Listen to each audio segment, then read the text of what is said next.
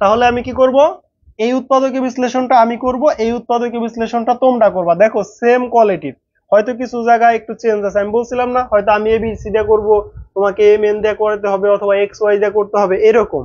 আচ্ছা, তাহলে আমরা আর কথা না বাড়িয়ে এখন এই ম্যাথটা সমাধান করব। তোমরা 9-10 এর যারা আছো, যেখানেই থাকো, যে ক্লাসেরই হও না কেন, এই ম্যাথটা খুব ভালো করে পড়বা, কারণ এই উৎপাদকীয় বিশ্লেষণগুলোই তোমার বোর্ড পরীক্ষায় আসবে। দেখো, তাহলে আমরা এই উৎপাদকীয় বিশ্লেষণটা করার জন্য প্রথমেই দেখো আমরা এখানে লিখতে পারি 4p²। এইটুকু আমরা ঠিক রাখবো কি জন্য, দেখো এইটার ক্ষেত্রে এই যে 4p কে আলাদা রাখবো, এটার ক্ষেত্রে আমরা b কে আলাদা রাখবো, কারণ এখানে c আছে, এখানে c আছে, এখানে r আছে, এখানে r আছে। তার মানে এই r আর এই r মিলে আমি সূত্র অ্যাপ্লাই করতে পারবো। তো এখানে মাইনাস কমন নিলাম, যদি মাইনাস কমন নেই, এই 1টা কি ছিল, মাইনাসের ছিল, প্লাসের হয়ে যাবে। এই 2টা কি ছিল, প্লাসের ছিল, মাইনাসের হয়ে যাবে। তারপরে এই আর স্কোয়ারটা কি ছিল, প্লাসের ছিল, মাইনাসের ছিল, প্লাসের হয়ে যাবে।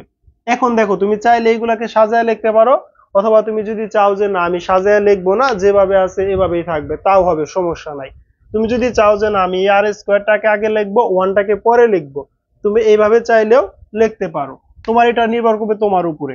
আমি একটু সাজায় লিখবো 4p²। আমি এই 4p² একবারে 2p² লিখবো, লিখতে পারি না আমি? আমি 4 কে লিখতে পারি 2² p² ছিল, তার মানে 2p² মাইনাস, আমি এটাকে একটু সাজায় লিখবো r² মাইনাস 2p² মাইনাস এই r² মানে a² মাইনাস 2। এ কত ভাইয়া? এ হলো r, এই যে r, সূত্রের 2 a² minus a² minus 2ab plus b²। সূত্র কি ভাইয়া? a minus b whole square, a minus b whole square.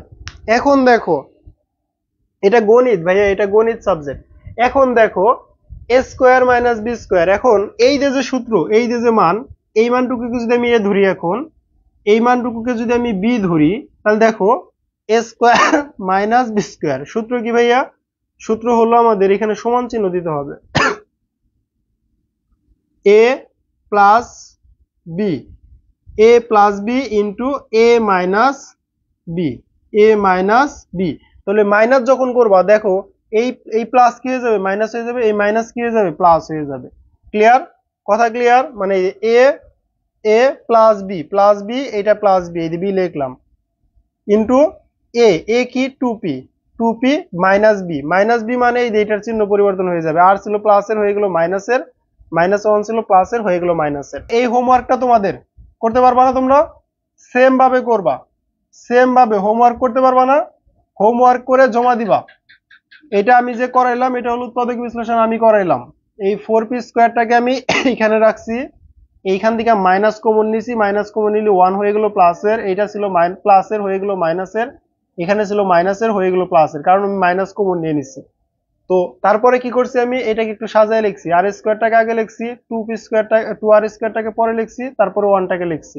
এখন আমি এটাকে লিখছি a² মাইনাস সূত্রের 2, a কত, এই যে r² কে আমি আর কে ধরছি 2a, b কত 1, b ধরছি, তার মানে 2 ইন্টু 1 মানে 1, 2 সাথে আর গুণ করলে 2r, মাইনাসের ছিল মাইনাসের 2r, প্লাস 1² মানে 1।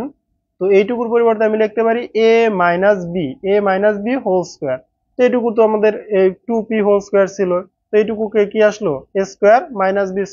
তার মানে এই যে a প্লাস b, এই যে a মাইনাস b, মাইনাসের ক্ষেত্রে এখানে চিহ্ন পরিবর্তন হয় কিভাবে, দেখো এই যে 2p মাইনাস আর মাইনাস 1। তো আমি যখন এই যে এখানে লিখবো 2p, এই প্লাসে মাইনাসে কি হয়ে যাবে, মাইনাস আর প্লাস 1। ক্লিয়ার? এইটুকু ক্লিয়ার?